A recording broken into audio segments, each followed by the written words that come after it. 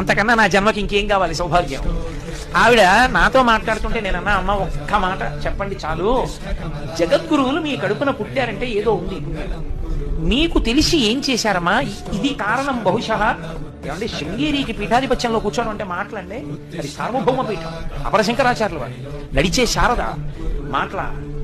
ఎలా ఏ కారణానికి మీ కడుపున ఆయన పుట్టారని మీరు అనుకుంటున్నారమ్మా అన్నాను. అబ్బాయి నాన్న నాకేం తెలిసిన అన్న, నేనేం చేశాను నాన్న, అది ఇది అన్న. కాదమ్మా, మీకు తెలియకుండా ఉండదు, ఏదో ఉంది.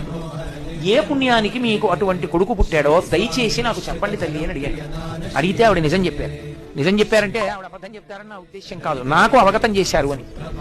ఆవిడ చెప్పారు, నాయన నాకు తెలిసో తెలియకో నా చిన్నతనంలో మా నాన్నగారు కోటప్పకొండ ఎక్కేవారు. రోజు దక్షిణామూర్తి దర్శనానికి మా నాన్నగారితో పాటు పరిగెత్తుకుంటూ కోటప్పకొండ ఎక్కి దక్షిణామూర్తికి నమస్కారం పెట్టొచ్చేదాన్ని. రోజు కోటప్పకొండ ఎక్కి దక్షిణామూర్తికి నమస్కారం పెట్టిన పుణ్యానికి నా కడుపున భారతీ తీర్థ